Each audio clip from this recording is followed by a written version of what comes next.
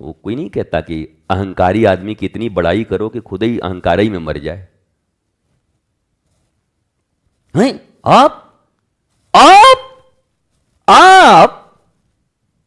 आपको इस नदी में कूदने से डर लगता है? आप 4-5 आदमी मिलके बोल दें आप तैरने नहीं जानता था, कूद के मर गया उसी में डूब के। आपके साथ बाप भी रो रहे हैं, आप भी रो रहा है, बाप भी रो रहा है, खत्म। ये अज्ञानियों की तरह हमें लोग ट्रीट कर रहे हैं। सनातन महाराज जी कभी नाश हुआ था कि होगा? अच्छा, तुम्हारे बाप दादा नाश हो गए थे, पता करो। वो जो कटे पेटे थे वो कौन थे? ये कैसे सुलाते हैं लोग, धोखेबाज लोग। इसलिए ये वर्तमान है भगवान श्री कृष्ण का, ये वृंदावन है, ब्रज है। साधना जरूरी है, आत्मज्ञान जरूरी है, पवित्रता जरूरी है, नाम लेना जरूरी है, नाम संकीर्तन जरूरी है, परंतु ये सब करते हुए इससे हमें और शक्ति मिलेगी। इस शक्ति से ही अपने राष्ट्र की सुरक्षा करनी भी जरूरी है, अपने आने वाली पीढ़ियों को बचाना भी जरूरी है। केवल यही करते करते जन्म लिए और यही करते करते खत्म हो गए, इसके लिए नहीं।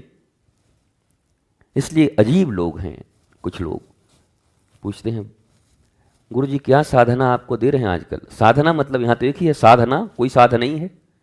वर्तमान में क्या चाहिए? मतलब वर्तमान में भारत को सबसे ज्यादा जरूरत है भारत की रक्षा करना। तो बोला आनंदम की क्या साधना है?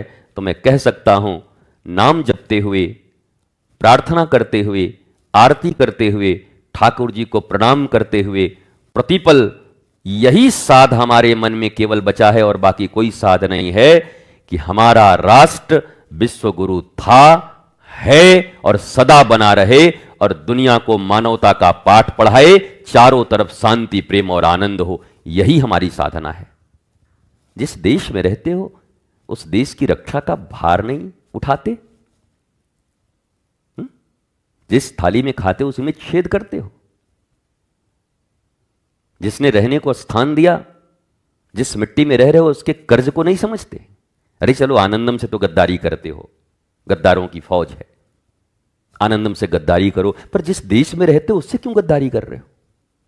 भारत माता से क्यों गद्दारी कर रहे हो? पर क्या करें, जिसके रक्त में गद्दारी हो हर जगह गद्दारी ही करेगा।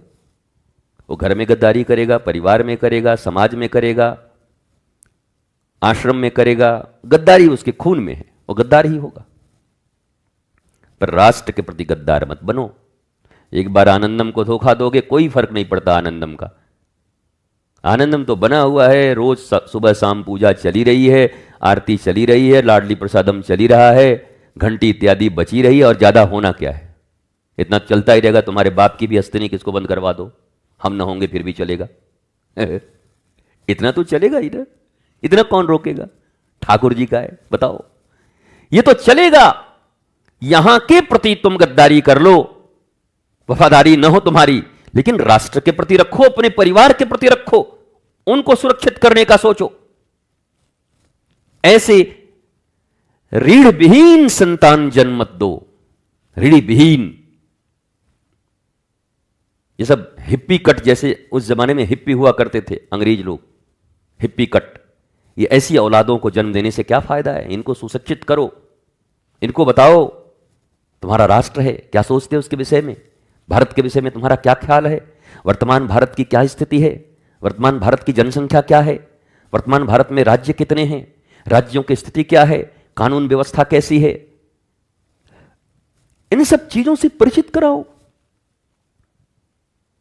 और साधना का मतलब अपने आत्मज्ञान का एक समय, नाम तो हमेशा चलता रहेगा भीतर भीतर, हरे राम राम राम हरे हरे, जो भी जपते हो, कृष्ण कृष्ण, राधे राधे, काली काली, हनुमान हनुमान, जो भी, ओम नमो भगवते वासुदेवाय। पर सबको याद करो कौन है वो वासुदेव, कौन है? श्री कृष्ण। जिनका भी नाम दुर्गा दुर्गति नाशिनी,